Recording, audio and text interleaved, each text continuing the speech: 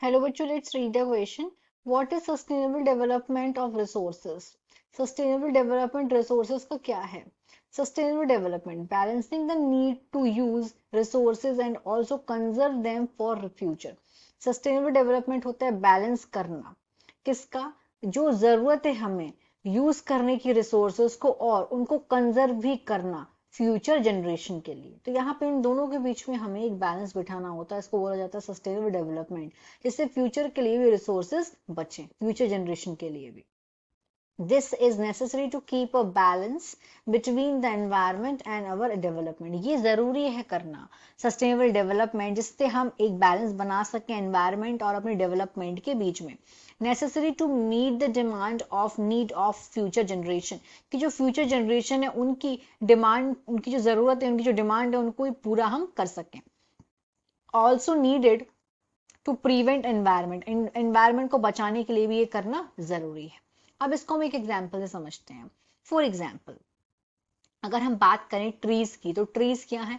ये एक रिसोर्स है। रिसोर्स किस तरीके से है? रिसोर्स का मतलब होता है कि जो हमारी जरूरतों को पूरा करे, नीड को सेटिस्फाई करे, जो यूटिलाइज करें, जिनको हम, और जिस जिस जो वैल्यूएबल हो ह्यूमंस के लिए, वो चीजें होंगी क्या?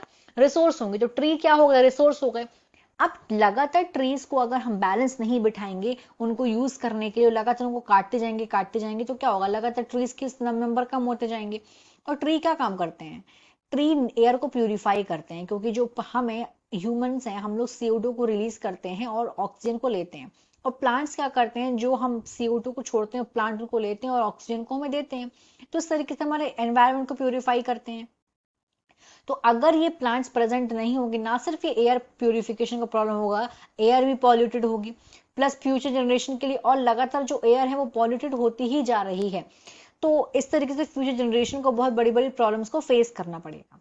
और लगातार पेड़ कट रहे हैं तो एयर पॉल्यूशन हो रहा है, ग्लोबल वार्मिंग हो रहा है, ग्रीन हाउस इफेक्ट हो रहा है, इवेंचुअली एयर पॉल्यूट हो रही है और फिर फ्यूचर जनरेशन को दिक्कत होगी इन चीजों की वजह से। तो हमें पेड़ पौधे बचाने हैं। साथ में अगर हम बात करें पेट्रोलियम की, कोल की, तो ये क्या है? ये नॉन रिन्यूएबल रिसोर्सेज हैं। हम आजकल इनका बहुत ज्यादा कंजप्शन कर रहे हैं, और क्योंकि ये ऐसे रिसोर्सेज हैं जिनको बनने में, अगर एक बार ये खत्म हुए तो इनको बनने में हजारों साल लग जाएंगे। तो हमें इनका इस तरीके से इस्तेमाल करना है, अपनी जरूरतों इस तरीके से करना है कि इनको हम कंजर्व भी करें। इस तरीके से हमें इस्तेमाल नहीं करना है कि आज फ्यूचर के जनरेशन के लिए बचे ही नहीं। Hope you understood it well. All the best.